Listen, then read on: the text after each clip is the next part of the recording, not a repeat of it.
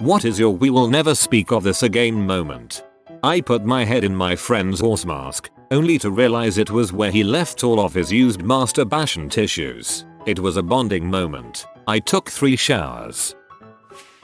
Best friend and I had lots of sleepovers and roleplayed nights and wizards and ninjas and all sorts of crap. Once, when we went to bed, we talked and decided to roleplay husband and wife. We were both 12-year-old boys. We pretend kissed and we held each other and I dry humped his leg. About 5 minutes in, I came in my pajamas. I didn't tell him but said I was getting sleepy. We literally never spoke of that moment ever again. Nearly 20 years later, we're still best friends and he will never know that I came on his leg. Oh, he knows, he's just waiting for the right moments to jizz on your leg. Probably the time my good friend and I were like 8, maybe 9. We were playing Monopoly with his older brother, I think he was 12, and his buddy. Solid 2 hours goes by, then all of a sudden his brother pulls his dong out and just starts wanking it. So his friend decides to do it too. And my friend and I were just like, WTF is going on, rolled the dice and kept playing like they weren't doing anything. Honestly, I think we left soon after they didn't stop, and never mentioned it since. We were packing for a family vacation and I was looking for something and thought it might be in my parents' room. Walked in on my mom blowing my dad. The moment our eyes met was probably one of the most awkward moments I've ever seen. The time at college my friend Liz found out the condom fell off inside her the night before. Our other friend Rachel tried to help her fish it out, to no avail. I went with her to get the morning after pill that morning. The condom fell out later that day, and we never spoke of it again. Someone I worked with was showing me some pics on his phone of something he cooked over the weekend. He swiped too far and boomed on pic. We both made that coughing ahem noise. I took a few steps away, and we immediately continued the conversation as though nothing happened. He was testing the water. I am 100% sure it was 50% intentional.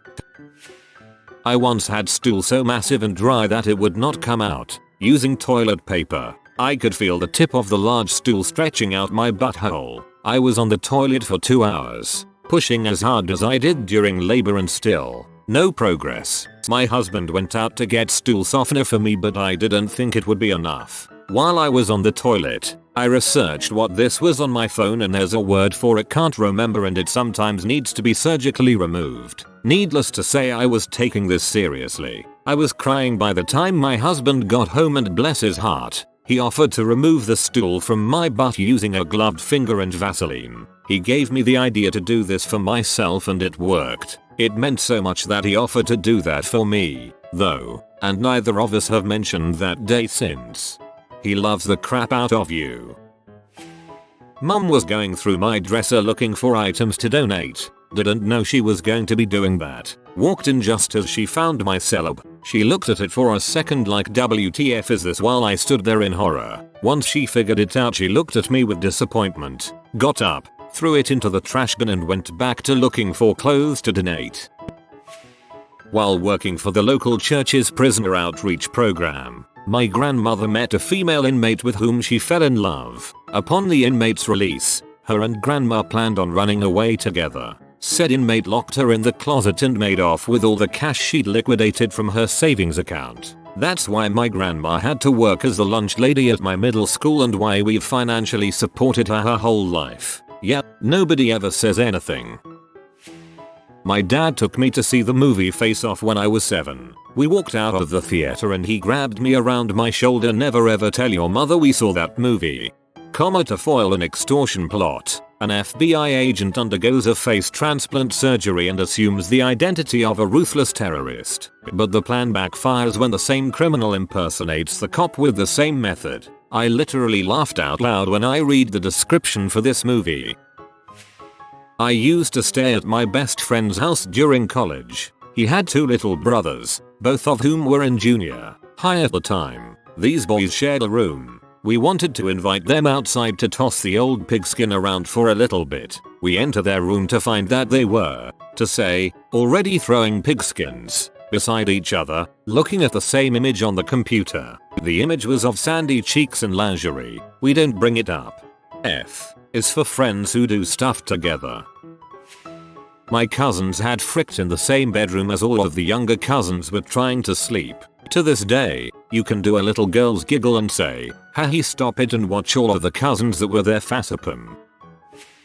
When I was 13, I was at the mall and I had just ate pizza. Then the family went shopping. I decided to look at shoes. I thought I had a fart coming on and I farted. Immediately something wet hit my shoe. I had shorts on, and I had just crap all over my shoe and the floor. I walked out of the mall and sat outside until my parents found me, went home and threw away my cloths. Never spoke of it since.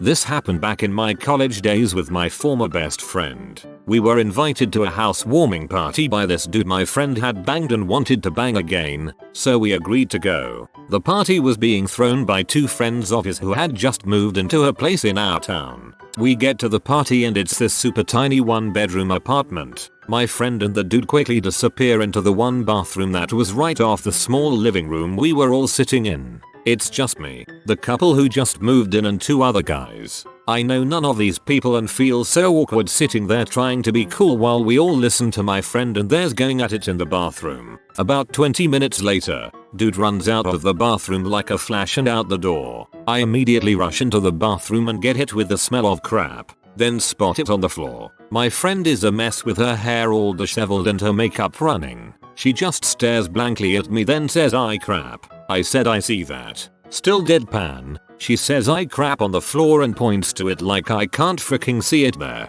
Apparently she wanted to give him a night to remember as he was younger and inexperienced, and so she told him to take the dirt road. Well, things didn't go as expected and he ran off when he realized his dong was covered in crap. But we left the crap on the floor and took off without a word and agreed to never mention it again. I crap. I'm literally crying over here. When my 2 best friends and I, let's call them Rory and Eva, were about 7-8, we used to have play dates, which would become sleepovers basically every weekend. It was to the point where we had changes of clothes kept in each other's house. One time, we were playing in the woods outside of Rory's house, and were told to go wash up and change before going to sleep.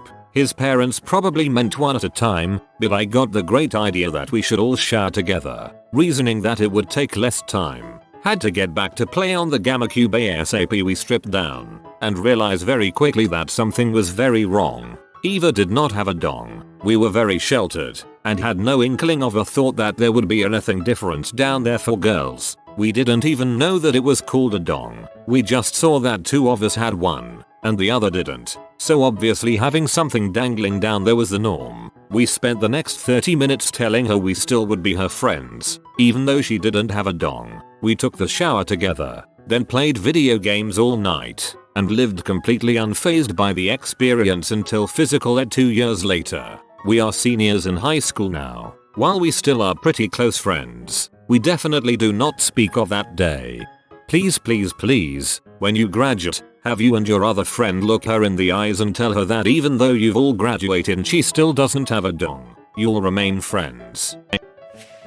Ordered a sub on Amazon and forgot to change the address. The last address used was my parents, so the sub arrived and of course I had failed to specify a first name on the package, so mum opened it assuming it was for her. Freaking awkward. I left my sub in a bag that I left in my room at home. Didn't think about it. The next time I was at home, my grandmother had apparently cleaned my room top to bottom and emptied the bag. She left the hot pink sub on my chair, just out in the open. Presumably it had been there for months while I was gone. Thanks, Grandma. No one has ever said anything about it to me. Thank goodness. One of my first adult experiences. My friend and I used experiment a lot, and one night I let her frick me with a light up lightsaber. My tea looked rainbow. I got off really hard, and she couldn't stop laughing at me. What's worse is it was her brother's toy. It was painfully awkward. When my just barely 3-year-old son was embarrassed, he peed his pants while his friends were over. So he hid his pee pants and came out of the bathroom naked. Proceeded to play with his friends, climbing up on the table and accidentally whacking one of the little girls on the head with his dong. She screamed, and that's when we realized he was naked. If those 2 ever dated, will be the best, most embarrassing story ever. The mothers were horrified, but the other dad and I had to leave the room to try and contain our laughter.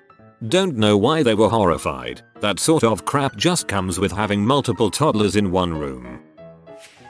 Years ago my best friend and I were out at a club that was one of the hottest places to be seen at the time. She has struggled with her weight her whole life. She's a big girl. We spy a place to sit. No easy task. It was a small booth with a bench in the middle. Classic nightclub setup. I take a seat on the booth and she sat down on the bench and it broke. Loudy. She tumbled to the floor, spilling her drink and fighting off tears. She bolted out the door. All 125 pounds of me found the manager and informed him that I broke the bench and he should have it removed before someone tripped on the busted side. He apologized and cleared my tab. I found her by the car. We just got in and went to our favorite dive bar. This was 11 years ago. We have never spoken about it. No, I didn't take this from Shallow Hal. It happened in a bar in Northern California. I don't need to help her lose weight by pointing out what she eats or her lack of exercise. It's 2015 and she isn't stupid.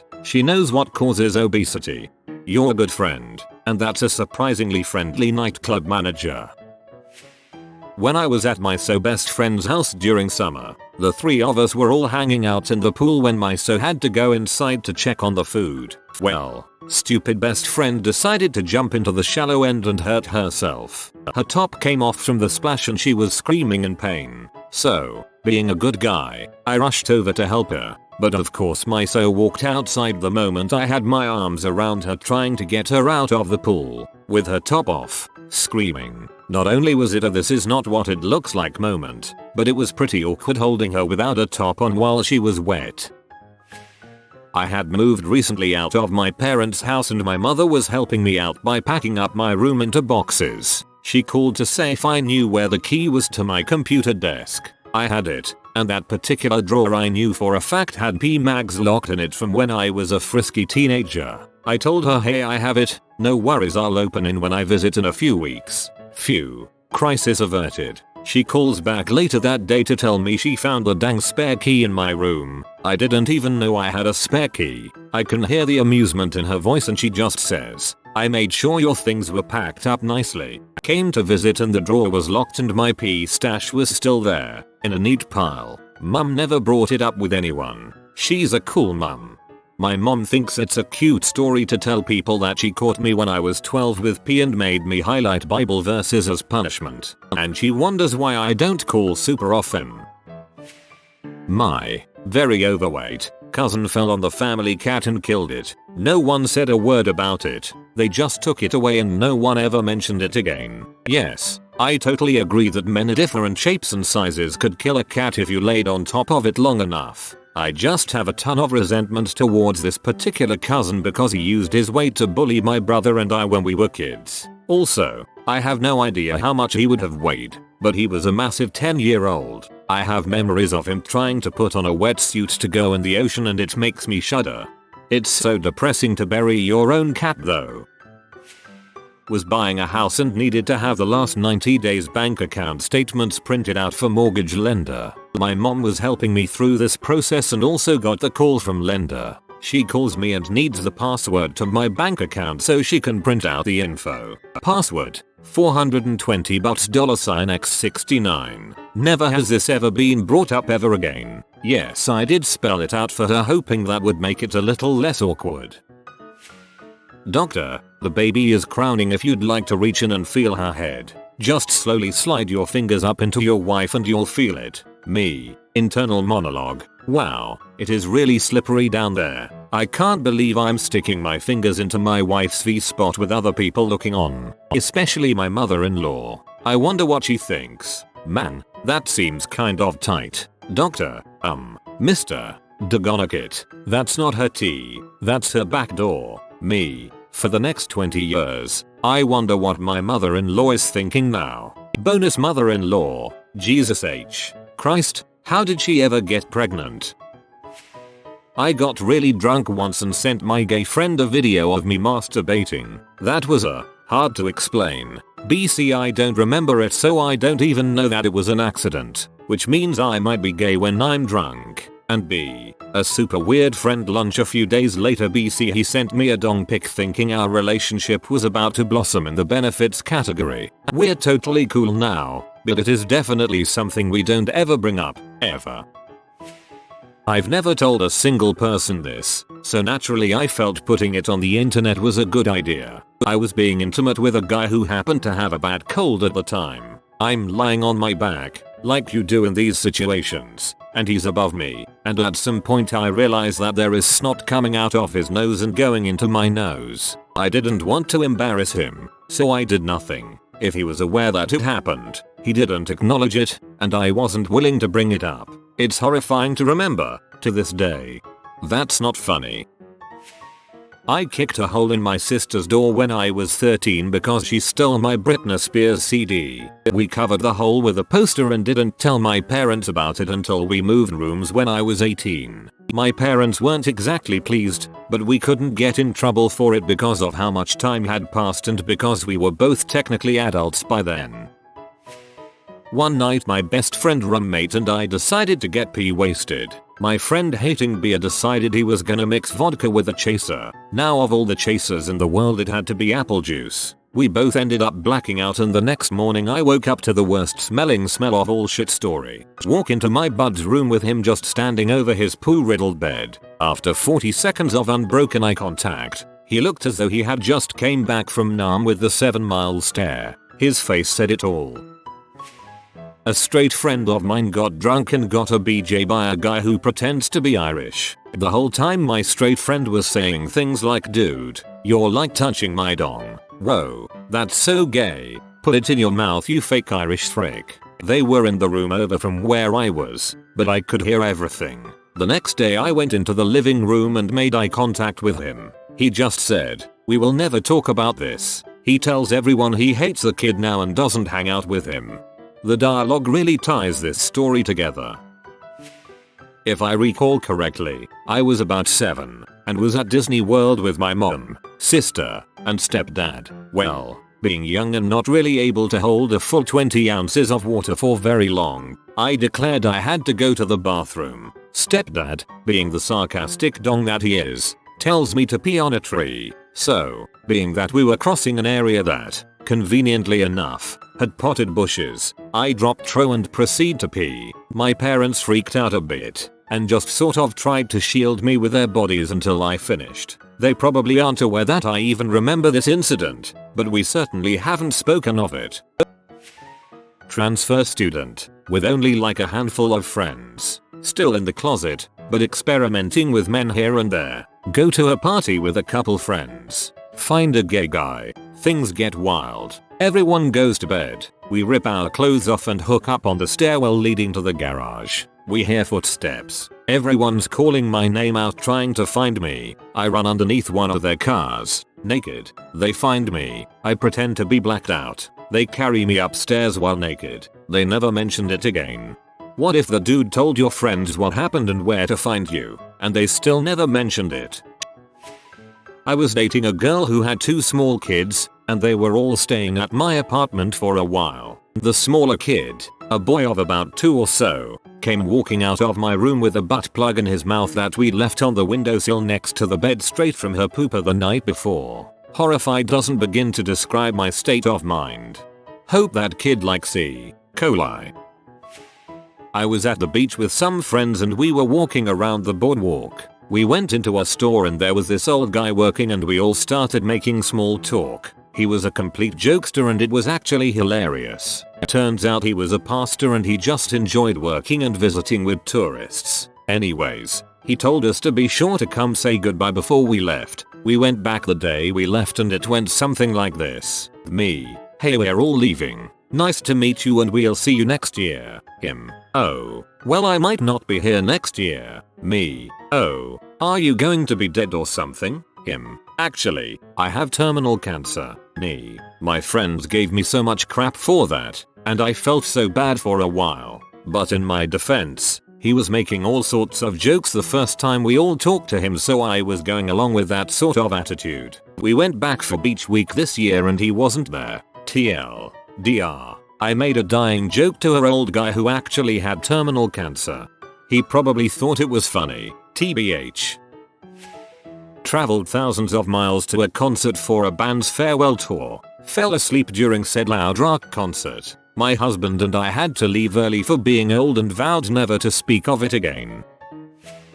Fooled around with a distant cousin once. Nothing serious. Not only did we never speak of it again, we haven't spoken at all since. Also a friend of mine was in the room at the same time too. It's like two never speak of it again stories for the price of one. When I was a kid I walked in on my mum and stepdad fricking twice. Both times I woke up in the middle of the night to the sound of moaning coming from their bedroom, so thinking there might be some kind of emergency I went in to see what the matter was. Fool me once, shame on you. My sister had a somewhat hairy back for her age, around 8-9, and one day she asked me to shave it for her, so we hopped in the shower and I took a razor to her back. The first shave I got a rather large lump of hair that left a bare line down her back. We kind of got freaked out and just dropped everything and never did again.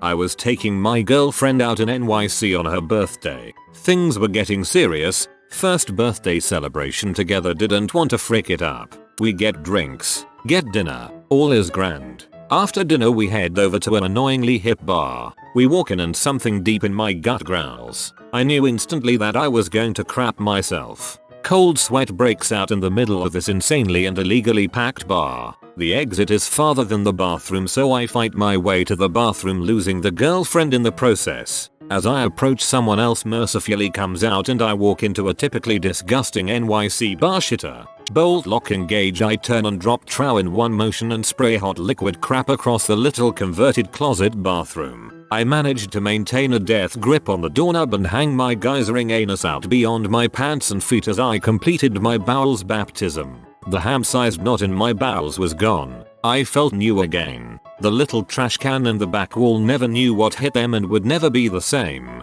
I was physically and visibly unmarked by this experience. I zipped, flushed, took one last fleeting look at the horror I had created and walked out. Found my girl. Told we had to go. When she asked why, I said all serious, we have to go. So we did, and we continued on with our lovely birthday evening. Years later we are married and this story came up. I had never told her why we had to run out that night. She assumed it was because I ran into an old girlfriend or something. She probably still wishes she thought that. My 5-year-old sister found my cock ring. Proceeded to take it to my mother with it vibrating, asking, "What is this, mummy?" I give my all to avoid this being mentioned in conversation. When my wife and I were on a road trip years ago, before we got married, we were driving along in the middle of nowhere and I noticed that the vehicle in front of us started to drift. Not wanting to be behind this vehicle if something went wrong, I naturally began to pass up that vehicle. I remember looking at the driver as we passed, so briefly that I couldn't tell the gender. A few moments after we pass the vehicle, I look in my mirrors and exclaim, "Holy crap, hun, they're about to hit the guardrail." We both look into our mirrors just in time to see the vehicle narrowly miss the guardrail and barrel off a 40-ish degree slope down into the ditch and presumably into the tree line. I was so shocked by what I had seen, so paralyzed by my questioning of if what I just saw was what I thought I saw, that I just kept driving. That's what gets to me. I just kept freaking driving. WTF was wrong with me? If you are new to the channel, you can subscribe. I publish new videos every day. Until then, check another video.